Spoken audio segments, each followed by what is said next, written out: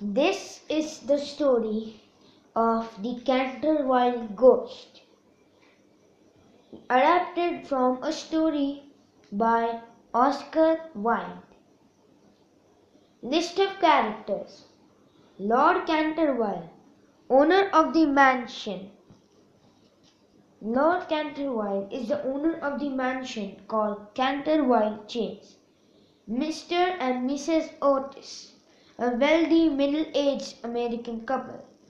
Mrs. Omni, the old housekeeper of Centerville Chase. Washington, the eldest son of Otis family. Virginia, the 15-year-old daughter of Otis family. The twins, the youngest members of the Otis family. And the ghost. Scene 1. At the Centerville Chase. Lord Centerville, I am really pleased you want to buy Centerville Chase, but there is something you have to know, Mr. Otis.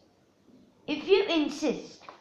Lord Centerville, yes, I do. There is this ghost in, Mr. Otis. A ghost? Don't you talk about it. Lord Centerville, I fear the ghost exists. I think you should listen to our family story. Mr. Otis, try me. Lord Centerville says, I will tell you what happened to my grand aunt, the Dowager Duchess of Blotton. The side of Duchess, please don't leave me alone here. Take me away from here. Get away from me! Don't touch me! Get your clammy hands off my shoulders! The housekeeper. My lady, calm down. There is nobody here. Look around you. Duchess, sobbing. The thing, it had its bony hands on me. I didn't notice at first. I thought it was a cold draught. Then I saw those skeleton hands. Mr. Duchess screamed again and faints. The side where Mr. Otis and Lord Centerville are standing up is lit. Lord Centerville, my grand aunt was so frightened and she never recovered from that shock. Mr. Otis says, and you want me to believe this? Lord Centerville says, Mr. Otis, the ghost has been seen by several members of my family. After the unfortunate accident of Duchess, none of our younger staff would stay with us. Lady Centerville often got very little sleep at night due to the mysterious noises that came from the corridor and the library. Mr. Otis, so you're saying, Lord Centerville, we have not cared to live in this place ourselves. It gives you a strange, scary feeling. Mr. Otis, my lord, I insist. I will take Centerville Chase with furniture, ghost included. Lord Centerville, well, at least you have been warned. Mr. Otis, we come from a modern family. We do what we want. We have money and everything that a money can buy. Lord Centerville, what is your point? Mr. Otis, my dear lord, we would buy the ghost itself if there were such a thing and place in the museum for its worth, maybe even having a traveling ghost show. Lord Centerville, if you don't mind a ghost in your house, it's quite all right with me. But let me tell you one last thing. The ghost has been around for 3 centuries, and it always makes appearance before the death of any family member.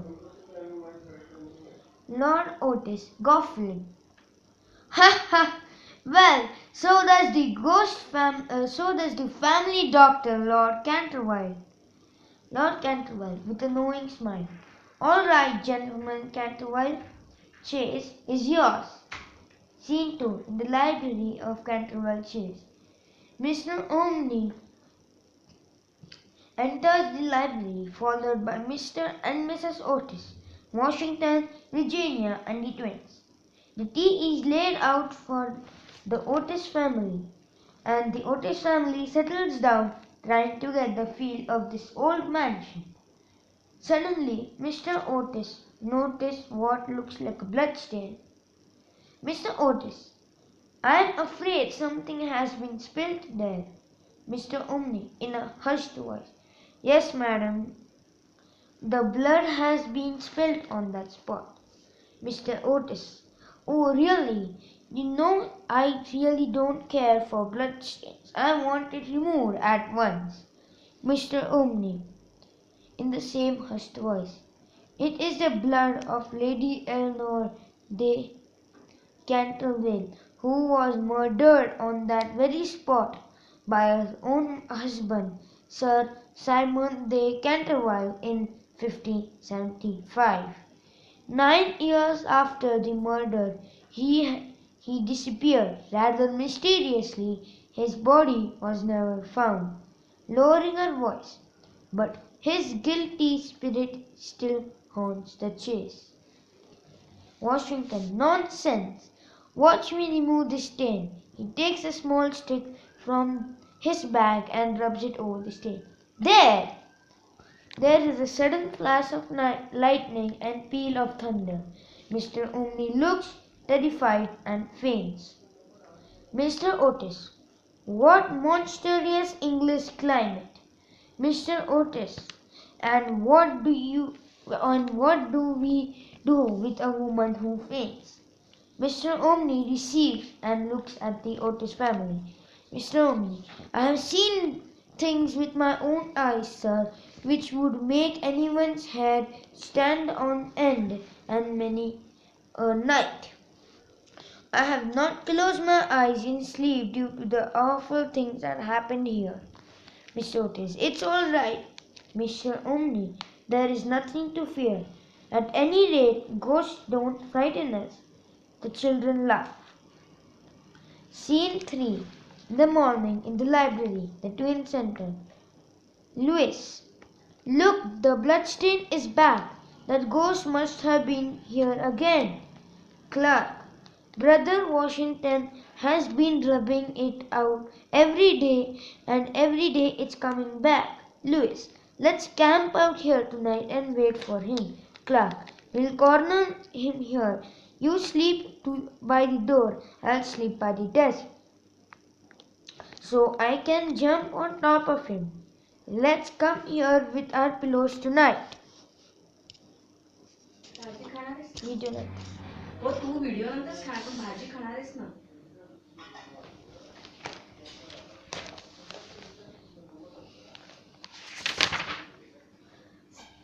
Scene 4. Night.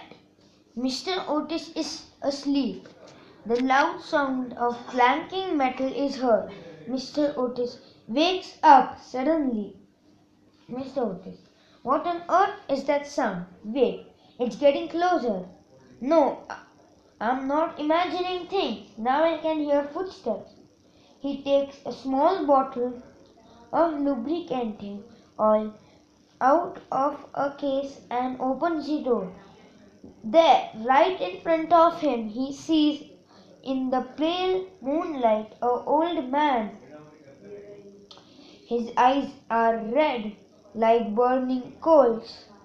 He has long grey matted hair. He wears old-fashioned dirty clothes, and his wrists and ankles are bound by rusty chains.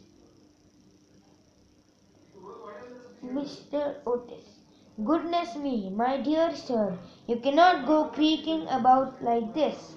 I insist that you oil your chains. I will leave this bottle of oil for you. It is said to be very effective. Do apply it on your chains and let me know if you need more. And now, good night, sir. Mr. Otis goes back to his room and closes the door. The Canterville Ghost. Oh, how dare he! How dare he laugh at me! Oh, oh, oh, there! So much for your advice for greasing. He throws the bottle away. Watch me. He throws a green light around himself and fills the air with horrible groans as he goes up the stairs. The twins appear at the top of the stairs.